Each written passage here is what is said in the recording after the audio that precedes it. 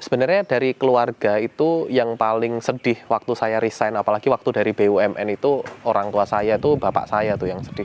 Hal yang bikin orang tua saya bangga sama saya itu waktu saya masuk BUMN, karena saya waktu sekolah nggak pernah punya prestasi, terus kuliah juga IPK jelek, tahu-tahu keterima BUMN itu orang tua saya lumayan bangganya sama teman-temannya, sama saudara lainnya, dan saya di BUMN udah lumayan oke lah, naik jadi supervisor. Terus setelah itu memutuskan buat resign. Nah itu bapak saya tuh agak sayang gitu loh, kayak menyayangkan saya keluar dari BUMN gitu. Oke. Assalamualaikum warahmatullahi wabarakatuh. Perkenalkan, nama saya Raka. Saya adalah owner dari usaha cemilan kentung. Saya tuh mau bisnis makanan, saya suka makan, terus mau bisnis kuliner. Tapi gimana caranya kuliner itu yang bisa dikirim ke seluruh Indonesia, bahkan bisa dikirim ke dunia. Nah, cemilan lah pilihannya. Nah, kalau mau keripik singkong udah banyak, mau basreng udah banyak, mau apapun udah banyak. Yang aku lihat yang UMKM di Indonesia ini itu jarang ada yang mengolah kentang. Adapun kentang mungkin perusahaan-perusahaan besar. Kalau UMKM jarang, bukan nggak ada tapi jarang. Nah, makanya saya pilih kentang untuk bahan baku. Nah, selain itu dulu ibu saya tuh suka bikin keripik kentang. Terus akhirnya aku minta ajarin resep dari ibuku, terus akhirnya aku modif. Kalau ibuku bikinnya tawar, plain, kalau aku pakai rasa-rasa gitu. Itu ceritanya awalnya. Ini bos awal ya, Pak, ya? Iya, pencucian. Kalau yang dibayar kentang mana ini? Kentang dieng, ya. Ada perbedaannya nggak sih kalau pakai kentang kecil sama yang gede gitu? Kalau pakai kentang kecil itu habis di kulit. Iya.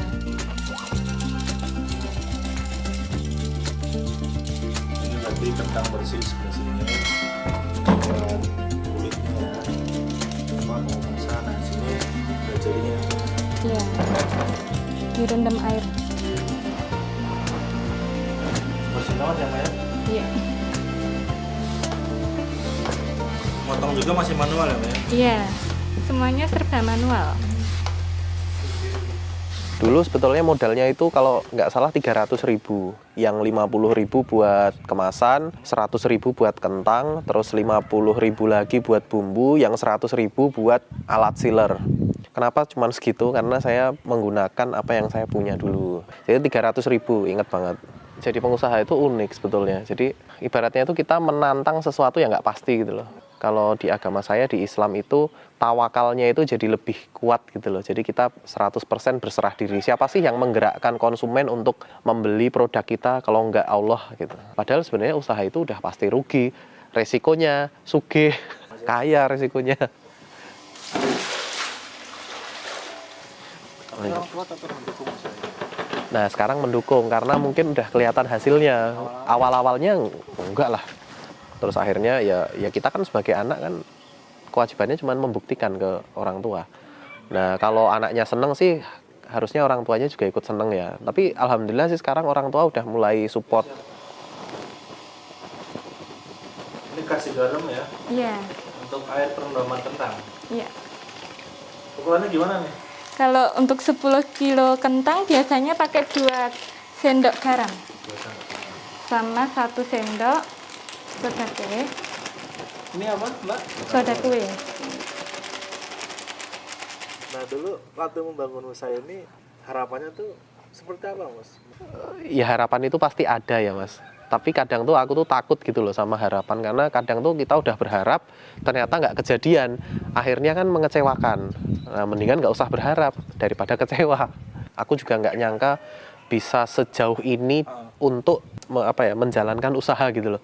Dulu awalnya aku benar-benar usaha itu mengandalkan keberuntungan Mas. Kayak kata-kata ustadz-ustadz itu, sedekah, nanti keberuntungan gitu kan. Tapi ternyata enggak juga gitu loh, enggak melulu soal itu. Kita juga harus tetap belajar. Pokoknya enggak nyangka sampai sejauh itu gitu loh. Tadinya awalnya cuman ya udahlah biar dapur ngebul, kita jualan cemilan, ternyata sampai sejauh itu enggak nyangka. Jadi awalnya nggak tahu apa-apa ya? Iya, enggak tahu apa-apa. Tinggal direkam berarti ya? Iya. Berapa lama ini? Setengah jam. Setengah jam.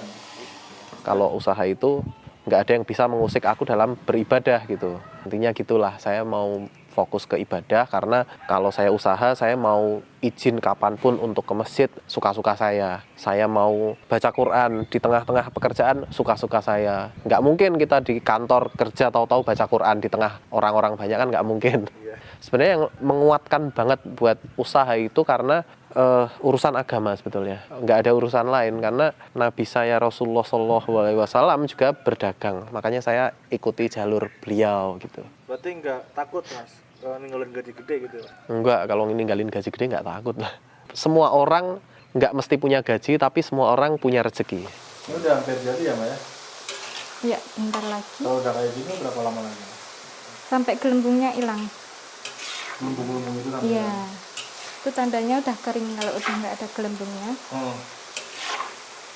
Cuman pakai tabungan saya hidup tuh. Saya cuman hidup pakai tabungan, jadi nggak ada penghasilan, saya pakai tabungan.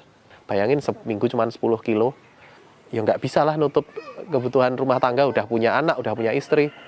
Pedagang tuh kayak gitu, pebisnis tuh harus gitu. Jadi kalau hari ini kita harus pakai tabungan gitu loh. Jangan yang kayak aduh nggak ada penghasilan, enakan kerja gitu, aku tak balik kerja wae lah gitu. Nggak, jangan gitu. Hari ini sepi, bisa jadi bulan depan rame gitu kan, bisa. 100% percaya proses. Karena menurut saya itu Allah tidak akan menyia-nyiakan usaha hambanya.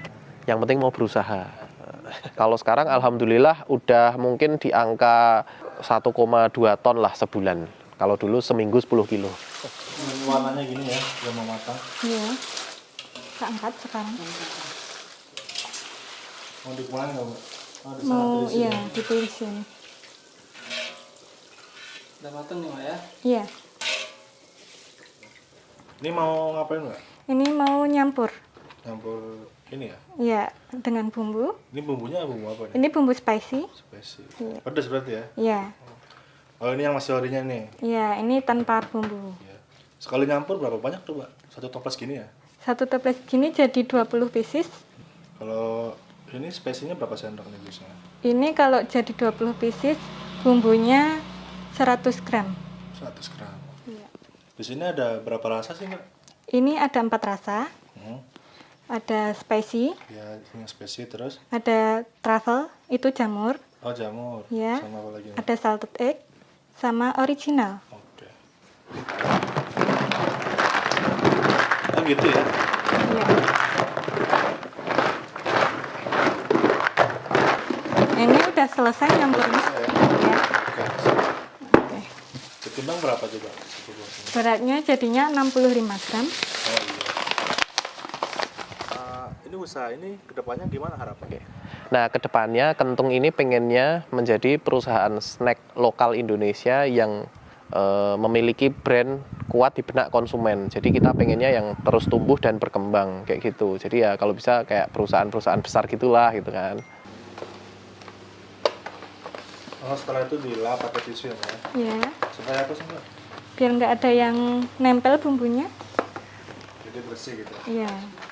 Ini sampai merah-merahnya mati. Udah otomatis berarti alatnya ya? Iya. Berarti Udah. nempel. Iya. Udah rapot lah. Impian yang mungkin belum kesampaian apa Mas? Ada banyak. Apa Mas? Yang pertama saya mau menghajikan orang tua saya. Itu terus haji saya sendiri sama istri keluarga. Kalau bisa dengan usaha ini saya wujudkan semuanya. Nah, kalau sarannya buat teman-teman yang mau usaha atau yang usahanya masih sepi, itu yang pertama tetap konsisten, jangan ganti-ganti.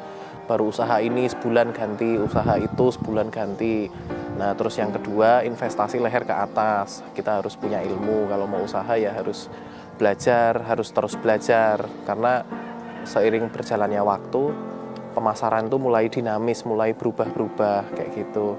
Terus yang ketiga, mulai aja dari apa yang kalian punya. Misal kalian punya skill fotografi, ya udah mulai usaha fotografi. Punya skill masak, ya udah coba jualan makanan. Yang terakhir, jangan lupa marketing langit. Misal sedekah atau amalan-amalan yang teman-teman mau amalkan. Misal kayak di agama saya istighfar sama sholawatan kayak gitu. Bisa sedekah. Kalau yang di agama lain yang mungkin bisa mirip-mirip sedekah juga kayak gitu tipsnya.